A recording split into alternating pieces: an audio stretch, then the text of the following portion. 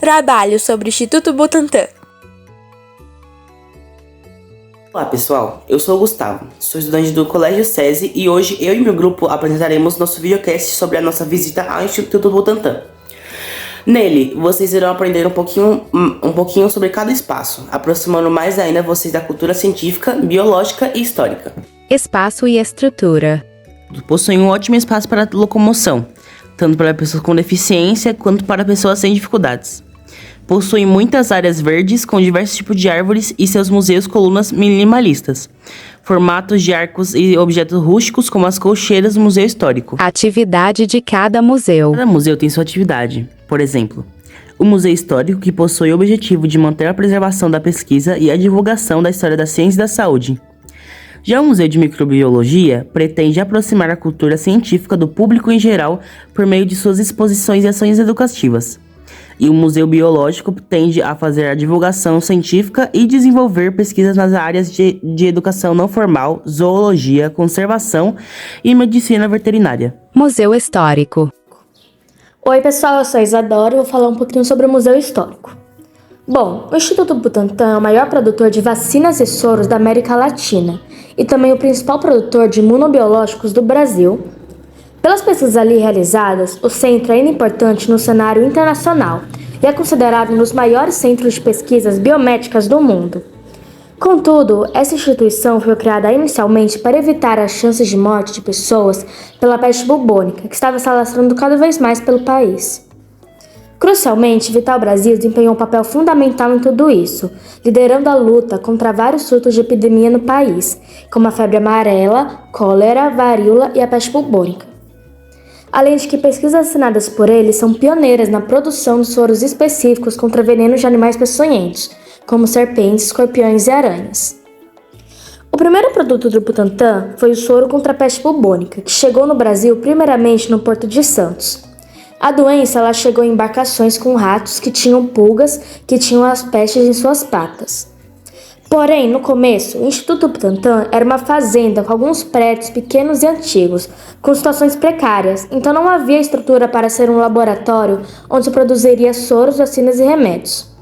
Isso começou a mudar quando as coisas começaram a evoluir, com uma ajuda das revoluções que estavam tomando conta dos países, auxiliando muito na evolução das máquinas, assim possibilitando o Instituto de ter maiores condições. Butantan sempre ativo. O Instituto Butantan tem muitas parcerias, até porque manter um órgão daquele tamanho funcionando requer muita ajuda.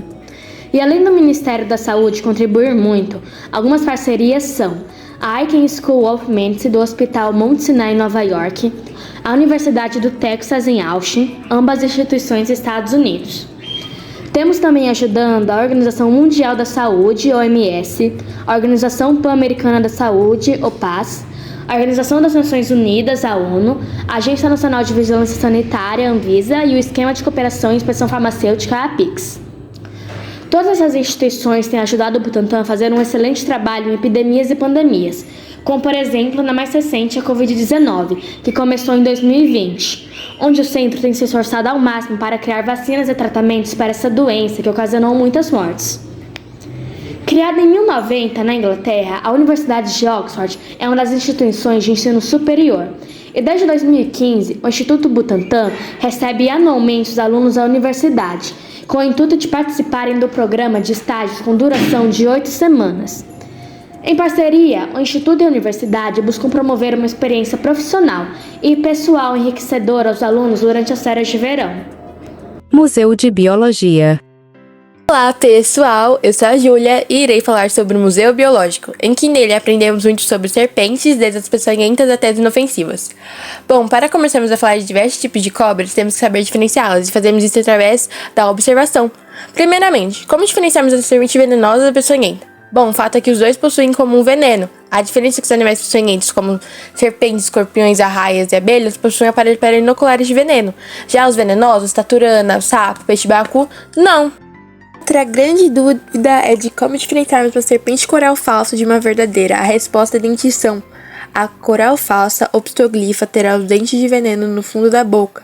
Já a coral verdadeira, proteroglifa, terá o dente de veneno na frente da boca, assim causando um acidente mais grave.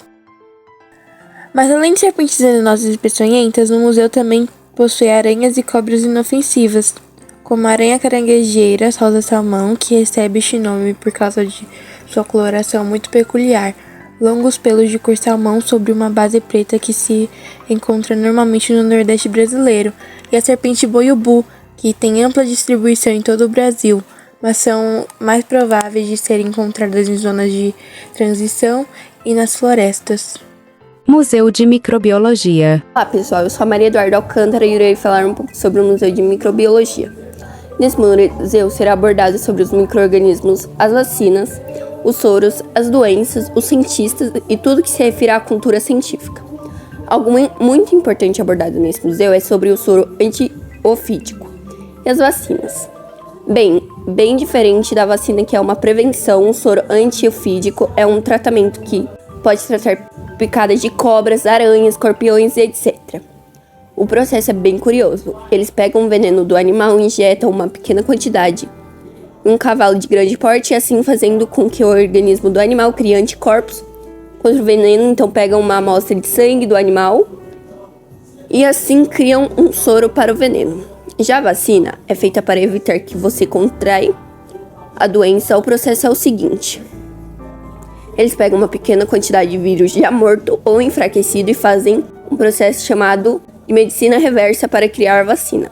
Assim, quando seu corpo receber a vacina, ele vai criar já anticorpos para quando vírus mais fortes chegarem ao seu organismo. Já estará habituado a esse tipo de vírus. Outra questão importante é sobre as vacinas. Algumas vacinas produzidas pelo Instituto Butantan são a influenza sazonal trivalente, hepatite A, hepatite B, HPV, raiva, DTP, entre outros e seus. Micro-organismos são respectivamente o vírus influenza, que causará a gripe, o vírus A e B, que vão causar hepatite, papilomavírus causará a ocorrência de câncer genital, tanto em mulheres como em homens, ou lissavírus, que causará profilaxia de raiva humana, e a Bordetella pertussis, que causará a coqueluche. Uma curiosidade é que o IBGE teve uma grande importância em pandemias e epidemias para divulgar as taxas de natalidade e mortalidade do país. Assim, o Butantan teve um grande auxílio para a produção de vacinas antibióticos, sabendo a média de mortes e nascimentos, assim como as idades das pessoas. Eles conseguem ter uma estimativa para saber a quantidade de cada substância, a dose certa e etc. Mas além de tudo isso, o museu exibe bustos de cientistas muito importantes, como, por exemplo, o cientista Carlos Ribeiro Justiniano das Chagas, mais conhecido somente por Carlos Chagas, que foi um médico brasileiro graduado no Rio de Janeiro, que deu uma grande contribuição para o desenvolvimento da medicina tropical. Ele descobriu o agente causador da doença de Chagas, o protozoário Trypanosoma cruzi, e os procedimentos para combatê-la.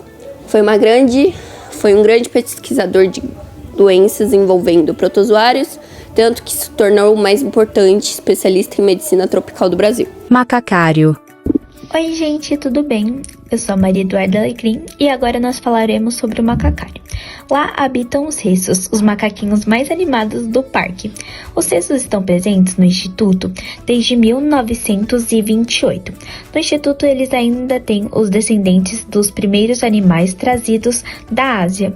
Eles se adaptaram muito bem no Instituto Butantan. A espécie macaco mulata é originada do sul e sudeste da Ásia e é distribuída em florestas tropicais e florestas temperadas de países como Índia, Afeganistão, Tailândia e China. Os animais foram trazidos para o Instituto devido ao espalhamento da febre amarela e por esse motivo eles precisavam estudar os macacos para se ter o antídoto e a vacina. Serpentário. Serpentário. Ao contrário do Museu Biológico, no serpentário as cobras ficam em um ambiente aberto, mas é claro com a proteção devida. Um exemplo de espécie encontrada no serpentário é a jiboia. As jiboias são animais peçonhentos, sendo assim, se alimentam-se de pequenos roedores, aves, através do ato esmagar a presa.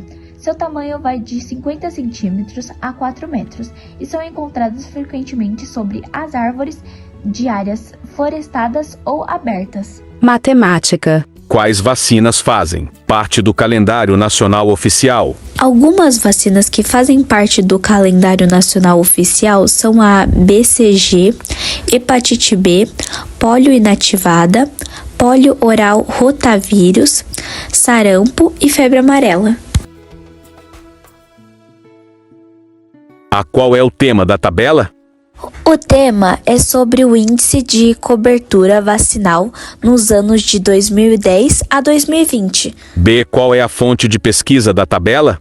A fonte do gráfico é de uma pesquisa nacional sobre a cobertura vacinal, seus múltiplos determinantes e ações de imunização nos territórios municipais brasileiros, feita pela CONSEMES, Conselho Natural de Secretarias Municipais de Saúde. C. Quais fatos explicam a redução no índice de cobertura vacinal em todas as vacinas da tabela em 2020? A diminuição de pessoas que tomaram vacinas em 2020 ocorreu por conta da pandemia e algumas fake news espalhadas sobre as vacinas. D. Em quais anos as vacinas bacilo de Calmette-Guerin, rotavírus e febre amarela não atingiram as metas preconizadas? A BCG não alcançou a meta em 2019 e 2020. A rotavírus não alcançou a meta em 2010, 2017, 2019 e 2020. A febre amarela não alcançou a meta nos anos de 2010, 2012, 2014, 2015, 2016, 2017, 2018, 2019 e 2020. E represente graficamente, gráfico de barras como se apresentou, índice de cobertura vacinal contra poliomielite de 2010 a 2020. No gráfico é possível perceber que o índice vacinal sempre teve uma média entre 90 e 100. Contudo, nos anos de 2016, 2017 e 2019, o índice diminuiu para a faixa dos 80 e em 2020 para 70. Conclusão. Diante de tudo isso, podemos concluir que o Instituto Butantan tem um papel fundamental no cenário em que estamos vivendo hoje em dia, sempre ajudando e auxiliando pessoas, instituições do Brasil e até no mundo exterior.